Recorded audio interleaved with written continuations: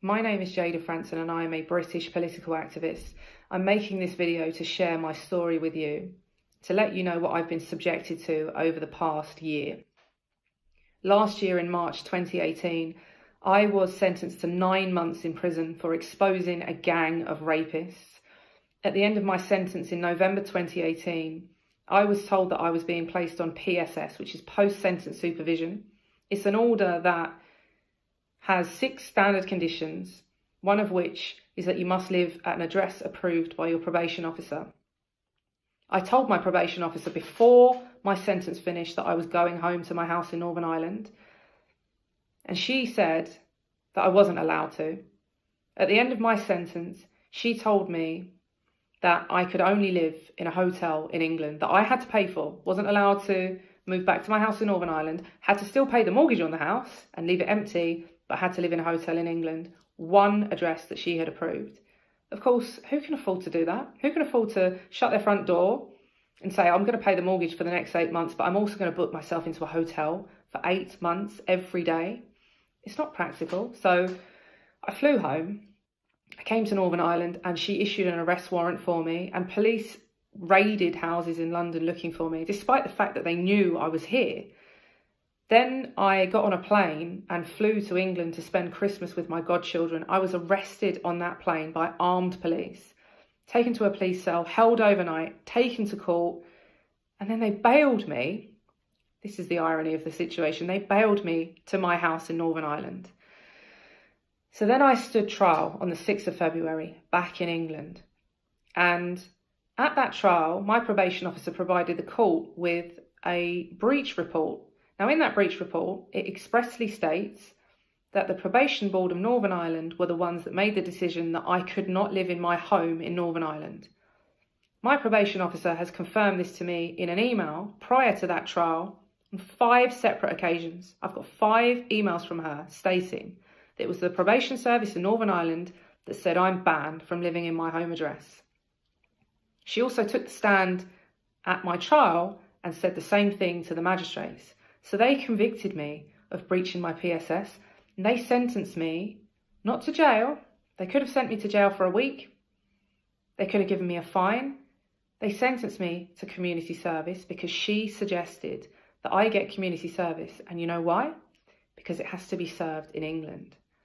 I stood in the dock and I said, I cannot serve community service in England. I am homeless if you keep me in England. My home is in Northern Ireland. I've got nowhere to live in England. They simply said she has to find somewhere immediately. She has to live in England and can't leave. Imagine that.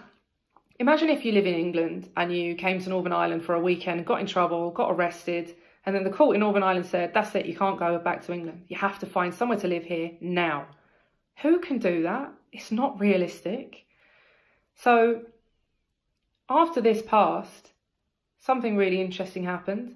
My probation officer's line manager sent my solicitor an email. And in that email, she stated that it wasn't the probation service in Northern Ireland that made that decision that I couldn't come home. It was them. It was my probation officer. She made the decision. So she lied. She lied in those 5 emails. She lied in that breach report, and she lied under oath on the stand at my trial, and she did so to get me convicted, and it worked. That's perjury. That's a criminal offence. If you or I took the stand and lied and got someone wrongfully convicted, we would be in jail. That's either perjury, contempt of court, or perverting the course of justice, all of which carry really hefty prison sentences. And I can assure you, if I did that to someone, I'd be in jail. These people think they're above the law. So I've had to report this to the Northern Ireland Human Rights Commission to ask them to help me with my human rights to a private life, to stay in my home. I've even contacted my local MP, who's Lady Sylvia Herman. This is a very respected politician, a very respected member of Parliament, and I am one of her constituents. So she put my case forward to the Ministry of Justice. Do you know what they did? They ignored her. Just like I am being ignored. I've been ignored by my probation officer for weeks and weeks and weeks on end. But they're actually ignoring a democratically elected member of Parliament, a respected politician. That's a step too far, surely. I've even had to report my probation officer to the police because it's a crime. And so I've appealed this decision. My appeal is being heard at Croydon Crown Court on the 17th of April. At that stage, I'm going to have to stand up in court and say, my probation officer lied to you last time. That's a criminal offence. But see how sneaky the probation service are in England. Knowing that my appeal is on the 17th of April, they've summoned me back to court on the 1st of April for 6 further charges of breach. Now, each of those charges now carry 2 weeks in jail. So you see how they're really racking up jail time against me. This is all deliberate. And this is all going on at a time when, as if this isn't bad enough, I'm also being sued for £500,000 by the Halal Food Authority. I have had my passport confiscated by SO15 counter-terror police and told that I'm banned from leaving the country. I can't leave the UK. I can't go to England to visit my friends and family because there are warrants out for my arrest. And I've just stood 2 trials in Northern Ireland. I have to go back to court on Friday the 29th of March for judgment, and I could be going back to jail for a year for hate speech. Now, this hate speech is because I gave a speech at an anti-terror rally against terrorism, but I could go back to jail for a year. There are distress warrants out for me in England claiming that my assets are going to be seized because when I got out of jail last year, I left with a colossal amount of debt because I hadn't been paid and I had huge debts weighing down on me. And just to top it all off, I've started a new venture of my own, Jayda Fransen online. My payment system lasted less than 24 hours and was pulled down.